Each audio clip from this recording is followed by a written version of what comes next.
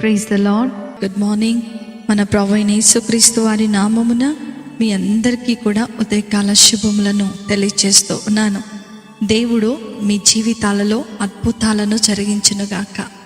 నా ప్రియమైన దేవుని బిడ్డలారా, యేసుతో అనుదిన ఆత్మీయ ప్రయాణం నాతో పాటు అనుదినము కొనసాగిస్తూ దేవుని వాక్యములో ఉన్నటువంటి ప్రతి మర్మము ద్వారా మీరు బలపరచబడుతూ దేవునిలో కొనసాగుతున్నందుకే దేవునికే మహిమ కలుగునుగాక.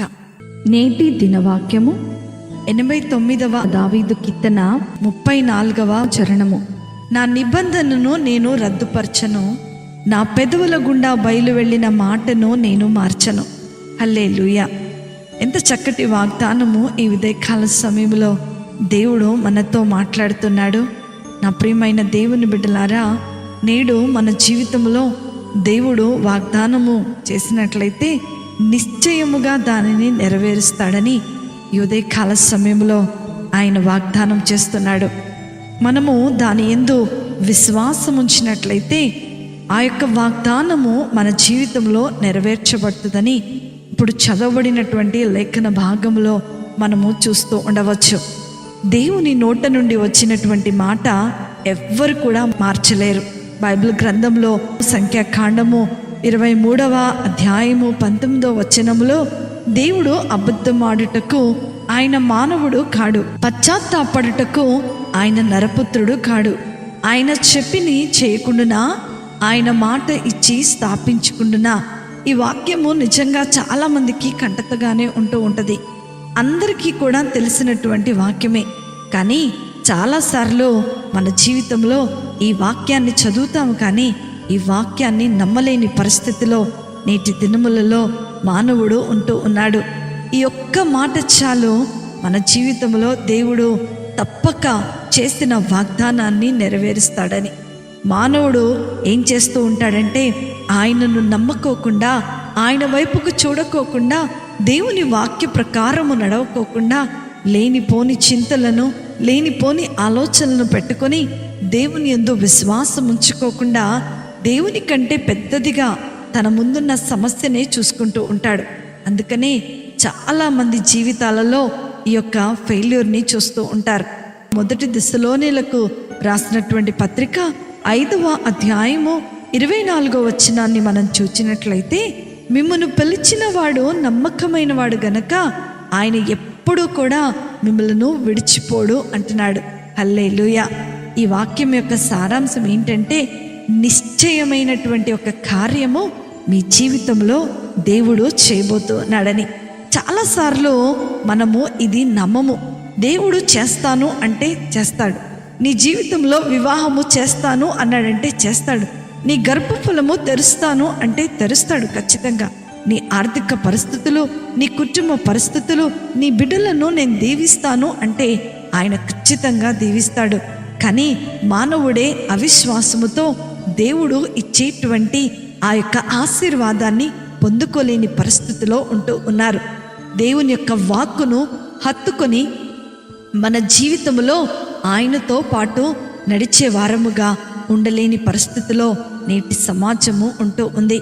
చాలామంది ఇంకొంతమందిని చూసినట్లయితే అవసరాలు రాగానే ఆ సమయంలో మాత్రము దేవుని వైపుకు చూస్తూ ఉంటారు. ఆ అవసరము తీరిపోగానే ఏం చేస్తూ ఉంటారంటే మరలా తిరిగి వారు దేవుని మీద విశ్వాసం ఉంచుకోకుండా, దేవుని మీద నమ్మకం ఉంచుకోకుండా వెళ్ళిపోతూ ఉంటారు. తర్వాత ఎప్పుడో ఆ వాగ్దానం నెరవేర్చబడలేదనుకో, గత కాలంలో దేవుడు చేసిన మేలులను మర్చిపోయి ఇప్పుడు ఏం చేసేస్తుంటారంటే నిరాశలో, నిస్పృహలో పడిపోయి కూరుకుపోతూ ఉంటారు. నా ప్రియమైన దేవుని బిడ్డలారా, ఈ ఉదయకాల సమయంలో దేవుణ్ణి స్తుతిస్తూ, దేవునికి ప్రార్థన చేస్తూ, ఆయన వాగ్దాన ప్రకారము మనము జీవించినట్లయితే అద్భుతమైనటువంటి ఆశీర్వాదాన్ని నీవు చవి చూడబోతున్నావు. గొప్ప ఉన్నతమైనటువంటి స్థితిలో దేవుడు నిన్ను ఉంచబోతున్నాడు. దేని కొరకు నువ్వు ఎదురు చూస్తున్నావు? దేని వాగ్దానాన్ని పొందుకున్నావు? చాలాసార్లు 31 రాత్రి ఒక కార్డ్ తీసుకొని ఇది నా వాగ్దానం అనేసుకుంటూ ఉంటాం.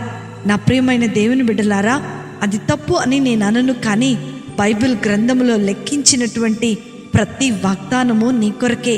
నీవు విశ్వాసముతో దాని మీద నమ్మకముంచి దేవునిని హత్తుకున్న ఎడల బైబిల్ గ్రంథములో లెక్కించబడిన ప్రతి వాగ్దానము నీ జీవితంలో దేవుడు నెరవేర్చబోతూ ఉన్నాడు.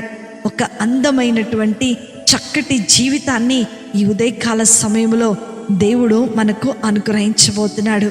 దేవునికి చెప్పు, దేవా నీవు అడుగు వాటెల్లను నేను అనుగ్రహిస్తానని నువ్వు వాగ్దానం చేసావు కదా.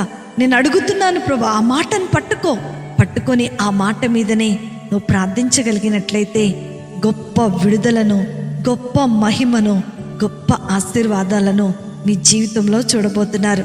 అట్టి కృప, ధన్యత, ఆశీర్వాదము దేవుడు మీకు, మీ కుటుంబాలకు అనుగ్రహించునుగాక. ఆమేన్. అందరం కలిసి ప్రార్థన చేసుకుందాం. కృప కలిగిన దేవా, కనికరము కలిగిన మా ప్రియ పరలోకపు తండ్రి, దేవా మీ ఉన్నతమైన శ్రేష్టమైన నామమును బట్టి మీకు వందనాలు చెల్లిస్తూ ఉన్నాం. మీరు చేసిన వాగ్దానములను బట్టి మీకు వందనాలు. దానిని నెరవేర్చు దేవా మీకు స్తోత్రాలు.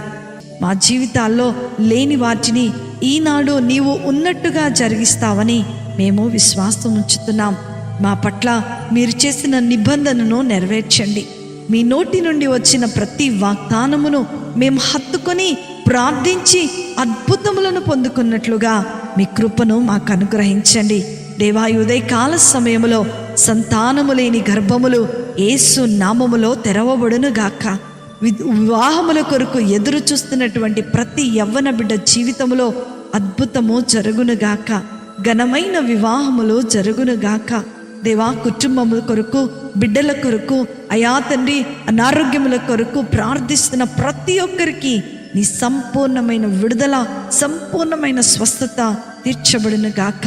ప్రతి అవసరములన్నింటినీ కూడా మీరు తీర్చుతున్నందుకే మీకు వందనాలు, స్తోత్రాలు చెల్లిస్తూ ఈ ఉదయకాల సమయంలో వాక్యం వింటున్న ప్రతి బిడ్డ జీవితంలో మీరు చేసిన వాగ్దానములు నెరవేర్చమని నజరేయుడైన యేసు క్రీస్తును శక్తి కలిగిన నామములో అతి వినయముతో అడిగి వేడుకొనుచున్నాను తండ్రి. ఆమేన్, ఆమేన్, ఆమేన్.